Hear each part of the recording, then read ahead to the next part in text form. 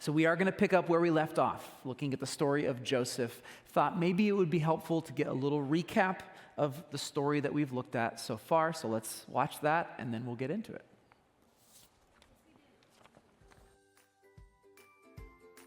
Let's catch up on Joseph's life so far.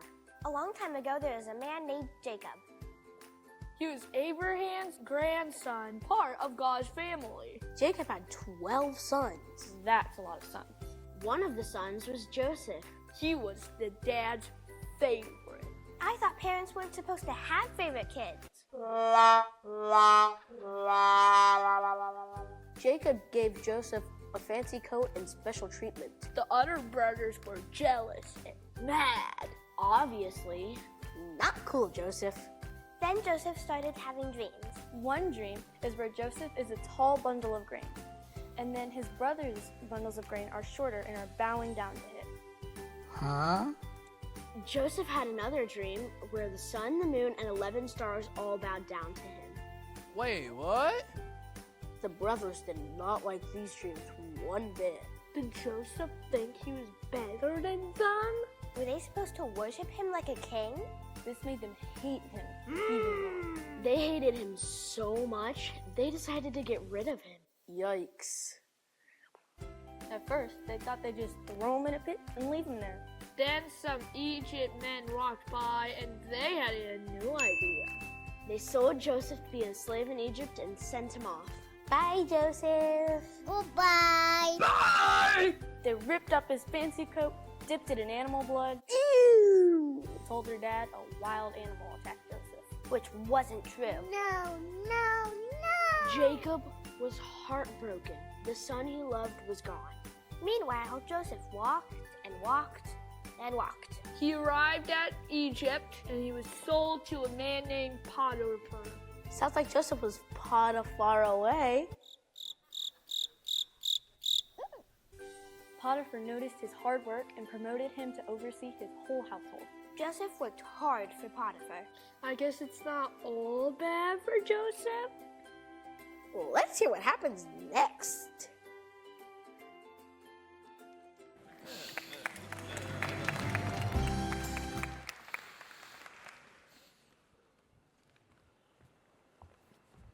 All right, let's see what happens next. Actually, I want to start with something that is not what you're expecting at all to come out of my mouth next, but let's talk about the Star Wars prequel trilogy, right? Anybody? Who is a fan of episodes 1 through 3? Kyle's a fan. Okay, I see a couple fans. We're a few of us. All right. Now, I'm going to be honest about this Star Wars prequel trilogy and tell you that I've got mixed feelings about these movies. On one hand, yeah, the CGI is terrible, and the script is really hit or miss. Jar Jar Binks is an abomination, okay, right? We can agree on some of those things. But here's the thing. I do have some good feelings about the prequel trilogy because I watched the original trilogy from the 80s. Any fans of that one, of the original? Okay, a lot more hands went up, as expected. I must have watched those movies dozens and dozens of times as a kid. And so it was cool for me, despite the bad CGI, to see how we got to episode 4, to see all the things that kind of led up to that. Like, how did a good Jedi, Anakin Skywalker, become the evil Darth Vader? And how did the Empire come to power? And how did Luke and Leia end up separated as babies, right? These are the kinds of questions that are fun to have answered.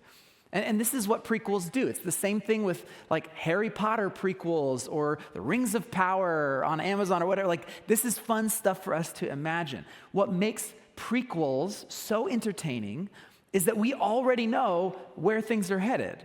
Right? We already know where the story's going. It's not like some like John Grisham novel where we just have no idea how it's going to end. No, we know the end of the story. We just don't know how we're going to get there. Now, here's why I'm talking about this. This is why I'm talking about prequels.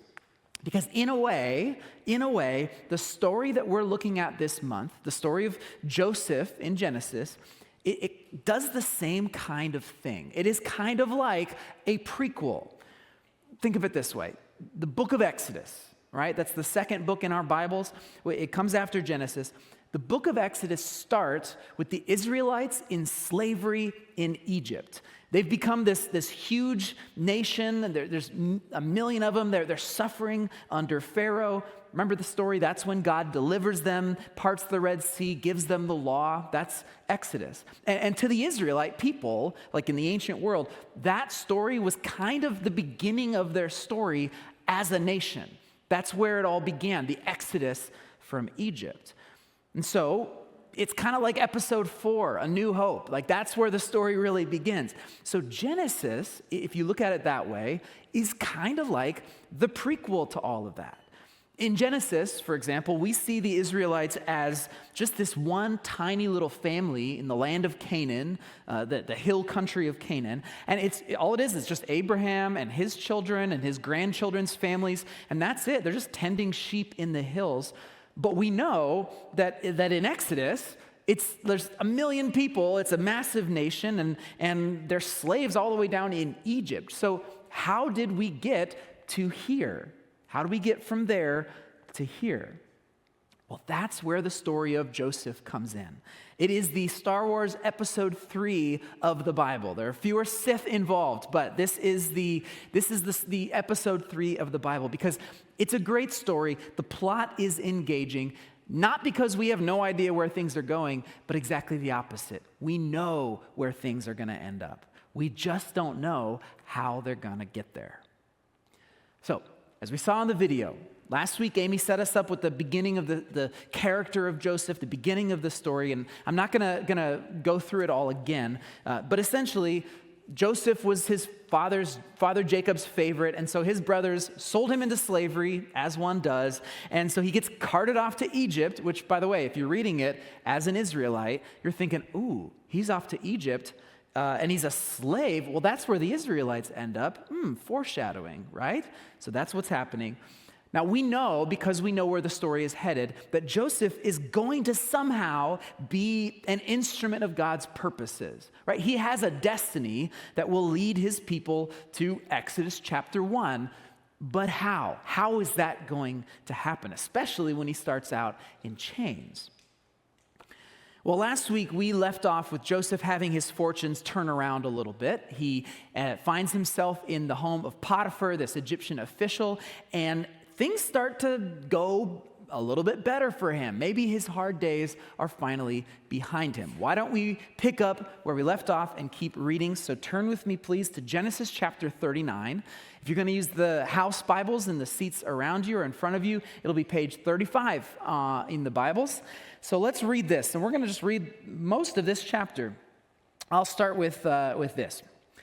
When Joseph was taken to Egypt by the Ishmaelite traders, he was purchased by Potiphar, an Egyptian officer. Potiphar was captain of the guard for Pharaoh, the king of Egypt. The Lord was with Joseph.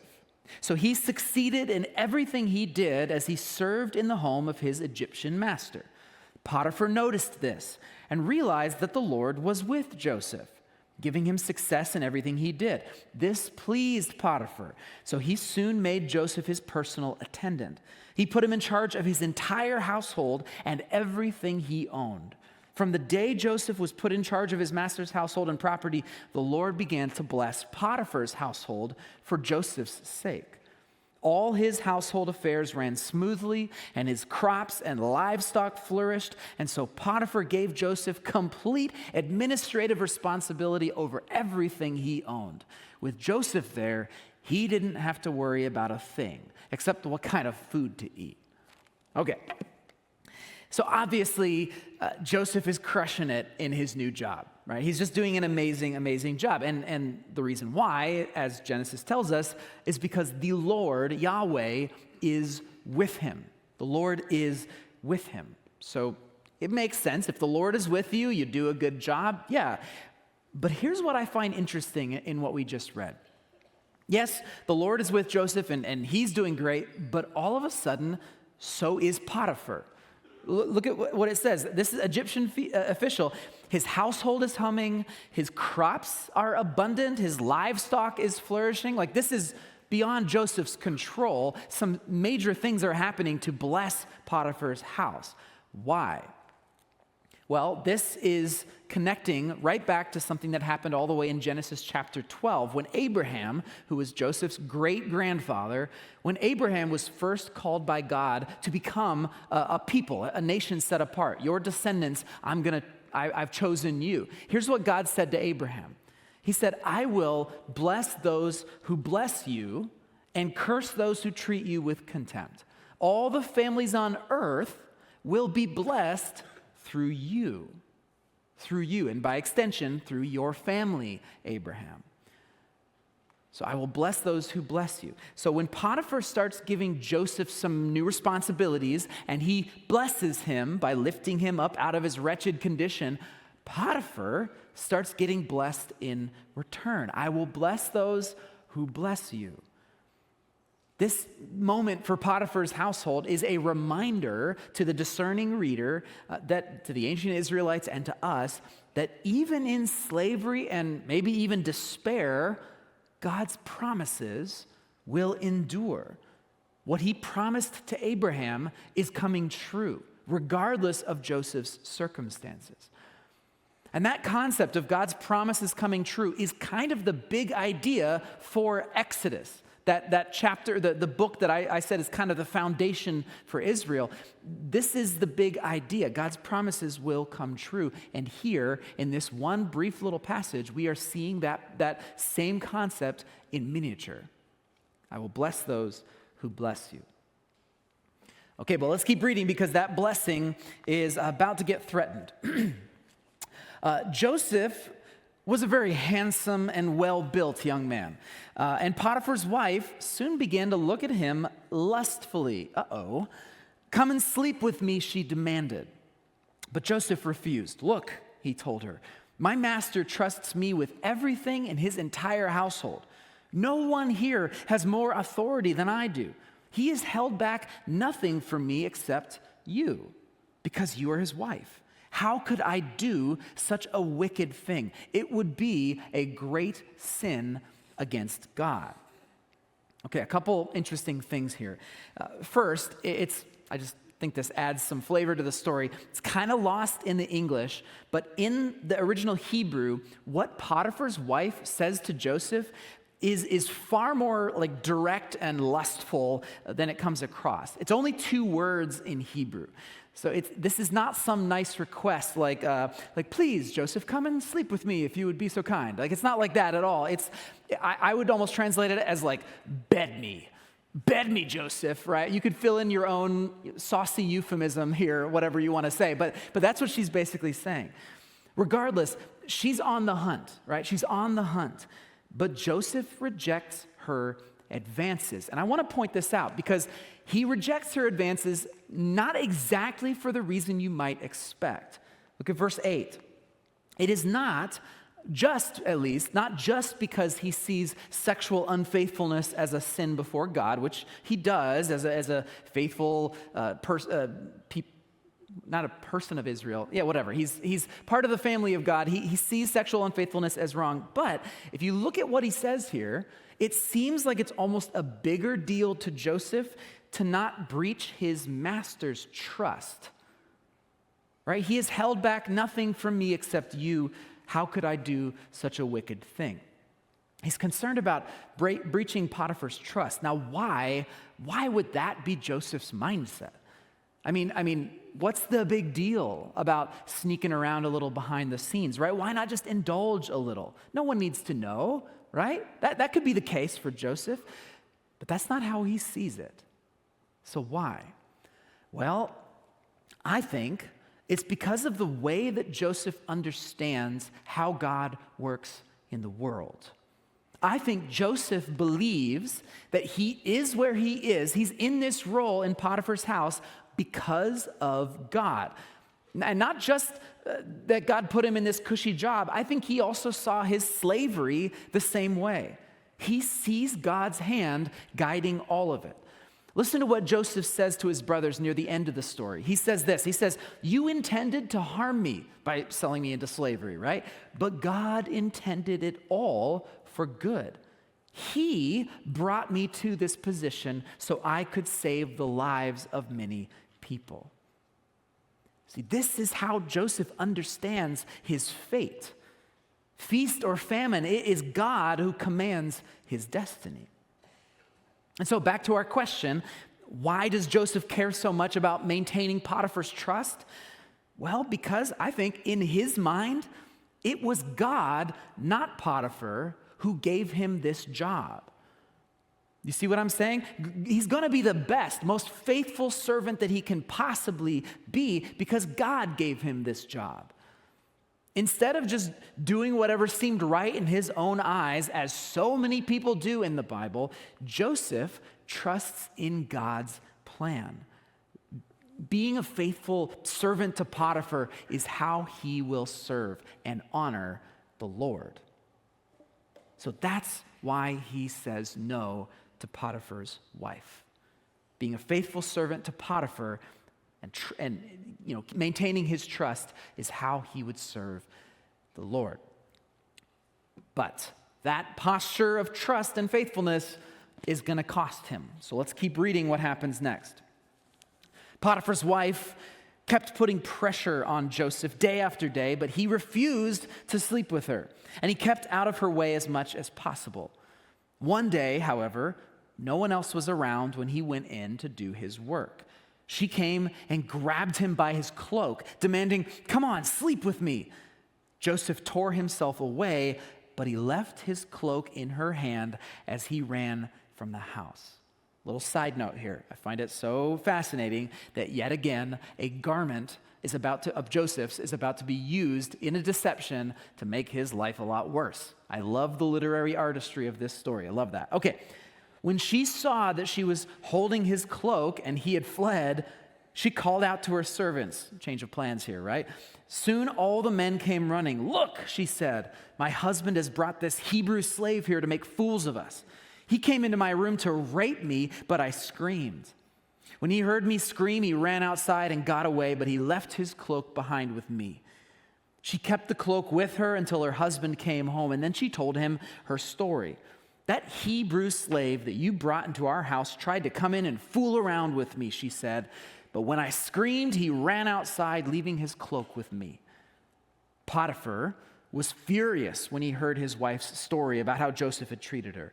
So he took Joseph and he threw him into the prison where the king's prisoners were held, and there he remained.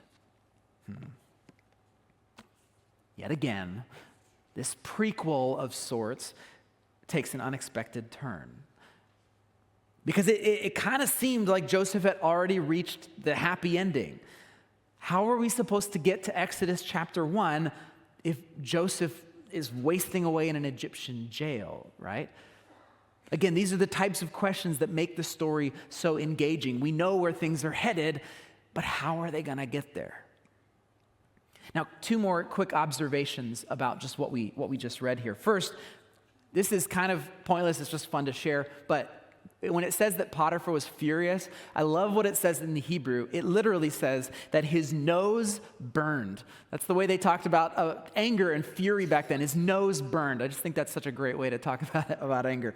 Anyway, that's all. I just wanted you to know that. Okay, but I think what's probably a little bit more substantial to pay attention to, though, is how Potiphar's wife talks about Joseph in verse 17.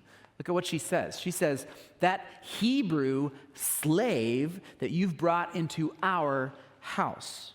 That's how she talks about him. All of a sudden, she's gone from pursuing this hot, successful young man to dehumanizing and degrading him, right? Suddenly she's pointing out his foreign ethnicity. He's a Hebrew.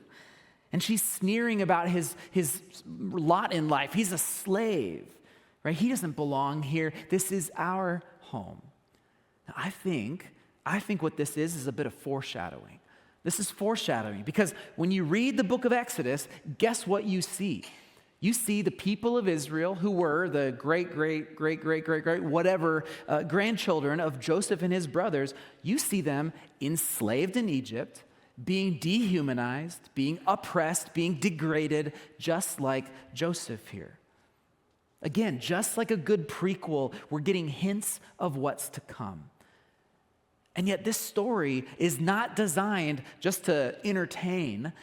it's designed to teach future generations. Future Israelites could look back to Joseph's story and not just learn about their history, but about how God works in the world and how they should respond when their own life takes unexpected turns.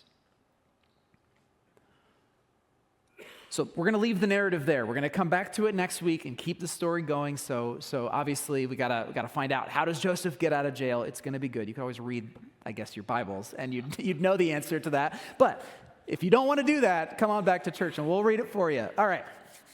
So here's what we're going to do. I want to stop the narrative here, and I just want to take a few moments and ask what this section of the story of Joseph is trying to teach us, future generations of readers. What can we learn from this moment of Joseph in Potiphar's house? Well, I think the first thing that we can learn here is something that Amy already said last week in her message. It's kind of the big idea for the whole Joseph story, and it's this: God is working even when we can't see it. God is working even when we can't see it. This is the benefit of knowing the end of the story, because I forgot I was going to do this. I'm going to give away the ending. Here's how it happens. Joseph's enslavement, as we know, led him to Potiphar's house. Potiphar's house, as we know, led him to prison. And again, it might feel like that's a dead end, but as we'll see next week, because he's in this prison at this time, Joseph ends up in Pharaoh's court, the king of all Egypt. And it's the same pattern of blessings as before. Pharaoh starts getting blessed because Joseph is there. It's because he has this much higher position, this extra authority, that he is able to protect both his family and the Egyptians in the time of famine. Remember, all the families on earth will be blessed through you, right? And now we see that happening to the Israelites and to the Egyptians. And that's how Genesis ends. That's how the Israelites end up in Egypt. But again, this is just the prequel. This is just the prequel. The rest of the story is even more spectacular. And it's a story, frankly, that involves you and me. Because again, we know what happens next. The Israelites, after they were rescued out of Egypt, God takes them, he plants them in the promised land, he gives them the law, and even though they fail time and time again to be faithful to God's call, just like Joseph's brothers did, it's through the Israelites that Christ ultimately comes into our world and brings salvation to everyone, including us. It's through them. Remember, Jesus is a direct descendant of Joseph's family. My point is, God is working even when we can't see it. He was working as Joseph was sold into slavery. He was working to make Joseph successful in Potiphar's house. And he was still working as Joseph was thrown back into jail, into prison. He was not just working for Joseph's sake. He was working for ours. God is still working even when we can't see it. So that's the first takeaway. The second is really about how we are supposed to then live in light of that truth. How do we live in light? If that is true, if God is still working, what do we do? Well, to that, I think Joseph's behavior in this part of the story is a model that we can all follow. Think of it this way.